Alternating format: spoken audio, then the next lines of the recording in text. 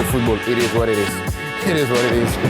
Thierry Henry goes for goal and finishes off the PSG victory. Nuno Mendes est lancé, Nuno Mendes va vite, Nuno Mendes passe devant Quadrado, le tir, oh il est beau celui-là, le but de Nuno Mendes. Vers Kylian Mbappé, la reprise pied gauche instantanée, le doublé. Hello and welcome to PSG Review. The transfer rumors are coming out of my ears even though we haven't yet gotten even fully started with them. Well, I guess we have, but it's going to be a long couple of months ahead of us as we wish wisdom and balance to the ones actually negotiating, planning and building for the season to come. The club football is now officially over for this season. The players are either on their national teams or on holiday, but the behind the scenes section of the operation is in full swing. We talk about many of those things today as we are leaning towards the season 2023-2024 as it looms ahead of us. Still some way to go, of course, but it's all part of the process. My name is Mikko. Really great to have you listening. It's very much appreciated, and you can rate and review this show on your usual podcast platforms. I know it's a kind of podcast cliche talk that you easily tune out of momentarily, but it does help me if you do. And find and follow me on Twitter and Instagram at PSG Helsinki. There's been a lot of talk about PSG transfers, who might be coming in, who might be heading out, which loanees are coming back from their temporary arrangements, and will there be a way to move them forward once more, possibly permanently. But what's been less discussed is which of our players we need to loan for their own good. Not to sell, to loan. I'm of course talking about the young players mainly here, and two names come to mind before anything or anyone else. Those people are Ismail Gabi and El-Jadai Bitshiabu. The latter of them, Bitshiabu, is a young 18-year-old central defender who has been playing a fair bit this season past and under some very pressurized circumstances as well, including half a match against Bayern in a very decisive Champions League match on the road. And much of that has been because of the availability of our starting defenders has been unusually poor. Kimpembe has been largely unavailable. Marquinhos has had his issues also. Nordi Mukiele, who is able to play centrally or on the side, but he too has struggled with the injuries after some very impressive performances. But the point is, El-Jadai Bitshiabu has played a lot and perhaps a little more than he's yet realistically able to. A softer landing could have benefited him a lot this season.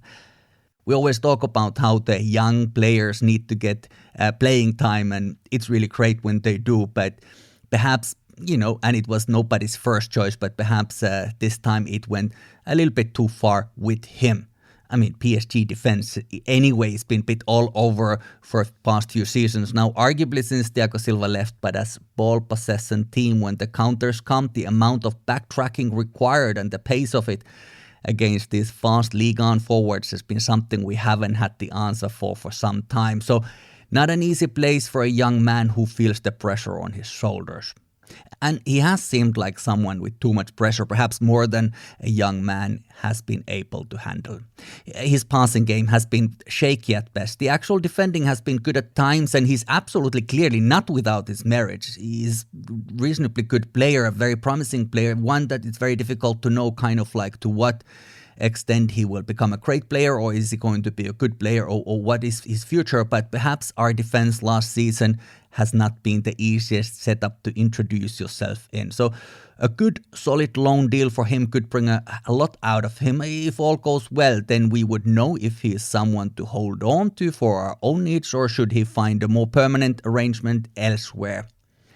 Another player I would like to see loaned out is Ismail Gabi. He's an exciting player, always brings some sparks from the bench when he's introduced, which is not very often because he's playing one of those positions that it's not easy to get significant minutes in PSG, although I'm hardly alone saying that he would have deserved most minutes Carlos Soler has played this last season. There's also, of course, Ilyas Husni, a striker who I really enjoy watching, but will he still be fine with the under-19s team next season, or will he want more? And if the answer to that is yes, then perhaps a good loan deal could be something for him too. We do have, by the way, some young players also coming back from loan. Edouard Michoud will be back from Sunderland, and the team needs to figure out what to do with him too. Ayman Kari could be back from loan, although there is an option for Lorient to extend it for one more year, that arrangement. Nathan Bitumasala also has been on loan, as has been Pandiuku Fadika. There might be a few others as well. I didn't have the time to dig up all the specific with all this young players of their respective arrangement, what have been the deal with them, so I won't go into those. But safe to say that the summer is going to be very demanding, as you would expect. Perhaps not as much in terms of desperately trying to figure out new clubs for reluctant leavers on huge salaries, unlike 1 year ago, but still quite a bit to cover. And there's still a few of those Kusawa and Raksha come to mind. For other players, there seem to be at least some decent leads for them to move on from what last year came to be known as the undesirables. The incoming players as it stands are Milan Skriniar, Marco Asensio and Manuel Ugarte. If all goes as we expect it to go, those might be announced at some point before the return of the preseason. Marcus Thuram seems at the very least possible, because the word on the streets is that the other option, AC Milan, isn't ready to pay what he's asking in terms of remuneration. I don't know. Of course, there are several clubs on the lookout, as Thuram is a free agent, so no transfer fee is required. So we wait and see. And to my dissatisfaction, his brothers, Keprem Thuram's lead has cooled down a little bit, it seems. Haven't heard much about that in recent days or even maybe weeks. You never know. But we have now recruited Ugarte. I mean, it certainly seems that we have nothing is announced or confirmed, of course, but it seems to be the case. And there are also some other different midfield profiles that are linked to us as well. Nah, I don't want to get too excited about this, but I acknowledge hereby that there's much talk about the former Monaco player and fresh Champions League winner with Manchester City, Bernardo Silva. Let's see how that goes. The PSG accounts are all about it being on a right track, but there are many other sources online as well. If you start looking at them going out of the bubble a little bit, you start seeing that every player that is connected to us, they're probably connected to some other clubs as well. So it's difficult to say how much of a front runner we are in this case, or even if we are at all, but so far so good. This is very much a time to circle the airport to see what's being talked about, and then we will see what will land. I was asking on Twitter, by the way, a small poll I did, while the profiles aren't the same exact, of course, they never are, which would be better option for PSG? To sign Silva with, I imagine, sizable transfer fee and a big salary, or try to convince young super promise? Well, not only promise at this point, he has very much delivered in the Dutch league this season, Xavi Simons, and give him some guarantees. Of course, the guarantees will always depend on the coach situation, but one of those players would be experienced and incredibly high level, but with more limited years in terms of a long-term project, and of course, all that in exchange for a lot of money, or little less money, a lot less tested player, but one who knows the club and is also destined to be a world-class player. I dare to predict that. And it is very much 50-50 currently. The results of that poll, I'm actually recording a bit before it closes, but it's very even. Very even. No big differences there, but back to the real world. And Silva, we have to wait and see. And on top of him, even Gundogan's name has been mentioned. Apparently, City won't be doing any discounts, so we will see how it will go in terms of what kind of transfer fee is required. And of course, also, these names won't be playing for exposure only, so some high salaries are to be expected if any of these guys come in. Also, Wilfried Zaha has been mentioned, but let me tell you this. I was looking for something else, for some other bit of specific information on Twitter from one of these PSG news accounts who share updates about all things about PSG. This was PSG Hub. It's the biggest, or certainly one of the bigger in English. I think it might even be the biggest, and I had this recollection that some days or weeks ago they had mentioned this detail that I was trying to find, and as I was scrolling down the timeline, just seeing how much things changed on a daily basis, and if you go back a full week or so, it's like from a different era. It's like entirely, completely different type of thing that is being talked about. There is going to be news about this coach being almost guaranteed and that player being almost signed and all these different things. So these things are very much alive and they change all the time. So best not to put too much into any of these rumors. We hope for the best, but seeing is believing. Admittedly, this is the time that many names are mentioned in connection to many clubs, and the old negotiation strategy is to claim interest from PSG to hike up your salary elsewhere. But, some of these deals actually do go through. I'm trying to figure out the way to cover these conversations without jumping into any conclusions, because everything is changing all the time, as I've been talking about. And for my own standards, I have even been quite liberally discussing Ugarte and Asensio, but that's that.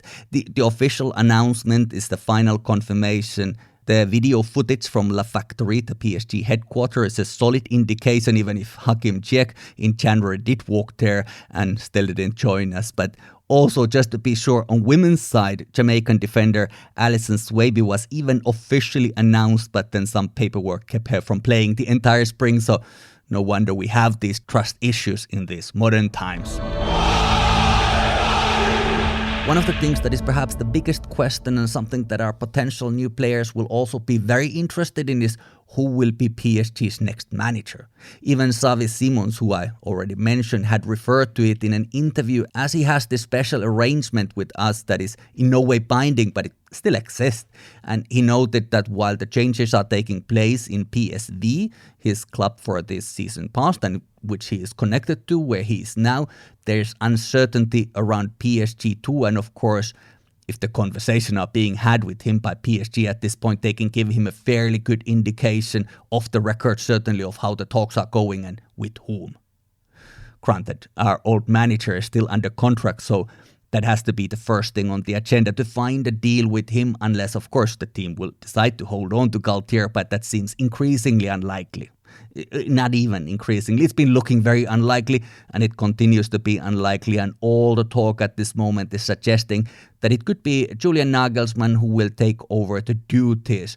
Nothing is guaranteed yet, but that is the name that is most featured at this particular moment of time.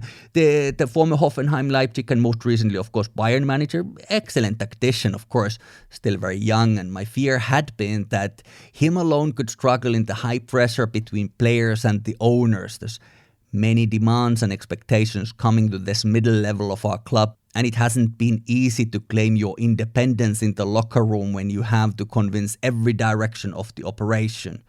Thomas Tuchel had said at the time that in Paris he felt not so much as a manager but minister of sports, although he also claimed that this was a joke and it was misinterpreted, but I think we can all kind of get what he was saying, jokingly or not. Because it's hardly beyond belief as we see these managers struggling year after year, no matter who they are, no matter where they go and to do what. So for Nagelsmann, I mean, I don't obviously know him like that. What is his personality and all of that stuff? But how would he fare with all that? But the addition to this possible arrival has been that he could be accompanied by Thierry Henry to connect it all to French football and also to command that respect in the locker room. It has been since contested, I mean, of course it has, and it's been suggested that perhaps there could even be another big French name to be Nagelsmann's wingman instead, and this is the kind of story, and its timing only makes it more so that who knows what's true until we actually find out. Andre, of course, has been working as a pundit, a commentator for both Ligue 1 on Prime in French this season, but also for CBS in North America for their Champions League coverage. Those clips, you probably know them. They're very impossible to escape on social media, by the way. But the Champions League final night, in their broadcast, he was addressing these rumors. So let's hear what he said and then dissect that after that. I saw a lot of people talking for me when I didn't speak to anybody. Okay. Nobody. And people are talking. There was recently a journalist that used the fact that he wanted to do an article about the show, which was a good article. But at one point, he talked about actually my contract with CBS. He mentioned if I was going to be here next year. And I just said, well, I'm going to have to speak, with and see the contract and how it's going to go. But then he used my answer to talk about the rumors and see where it's going to go, which I thought was out of order. Because your job as a journalist is not to lie to people and use people's sentence to use it to... Was that your first interview ever? No, but... No, so you should have known. No, sorry. You should. No, Pete. He You asked me should. about the club, and I said it's not true. So I'm here at the moment. So we're gonna still have to talk. Thierry Henry there on CBS, and if you listen to him carefully, what he's talking about journalists when he's saying he hasn't talked to anyone. Or it's certainly left very open, but you can take it as him not denying talking privately with the club or with Nagelsmann, but he's saying that he hasn't talked about it on record with journalists as he goes on to criticize them, even though he's kind of doing journalistic work currently himself. But this is how it works. It's easy to criticize the journalists, and I often do that too, but it would be naive to think that these guys don't know how to play the game, and the playing of that game, that it wouldn't help them also. It very much does. So Henry is saying something specific, sounding quite general, both killing the rumor and then in the end very much keeping it alive by saying, we still gonna have to talk. And of course, what we don't know is talk with whom. Probably not the journalist, because that will most likely happen whether he wants it or not, but does he have to talk about his contract with CBS or his possible arrangement with PSG? Perhaps both. No clear answers there, and no one was probably expecting any of those, but still good to try to understand what was being said. Henry, of course, also implied not many weeks ago that PSG's problem are the fans, referring to the ultras whistling and our former number 30. So it's a complicated situation for sure, but one that should be figured out quite quickly, ideally, because we need to be ready for this summer, as it is here now already. The transfer window is open, and I assume that soon enough, or certainly soon after the international matches that are now taking place, there should need to be some concrete news so we can start having our next season squad ready from the beginning of the preseason, which starts in July in our brand new training center, which finally opens its door to our team. Obviously, we won't have the full squad available there and then, as the window will be open until early September, until the 1st of September, but hopefully a good core of it, and that the manager, whoever it may be, will have some time to get his cards in order before that. The preseason tour will take place in Japan again this year, and it will be from 22nd of July to 2nd of August, and there will be a few matches there, including against Champions League runners-up Inter Milan in Tokyo on the 1st of August, and other matches also include Cerezo Osaka and Al Nassr, which of course is the team that Cristiano Ronaldo plays for, and who knows who else might be there before July ends, or even if CR7 himself will be there. You never know about these things. That is all for now. Thank you so much for having spent this moment with me, and we keep on following all these things as they unfold. I wish us luck, and more than anything else, patience. And remember, a deal is done when the contract is signed and every go-ahead has been given by every required party. So even if the sun would be scorching this summer, we must keep our heads cool and wait for whatever might be in store. Of course, not everybody has summer. We have many listeners from the southern hemisphere also, but since Paris is here in the northern hemisphere SMI, I'm just referring to the summer for that reason.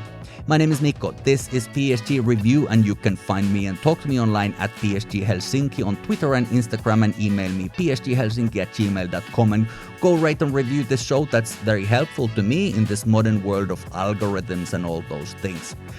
Until next time, do take care of yourself and the ones around you. Alle pari. Peace.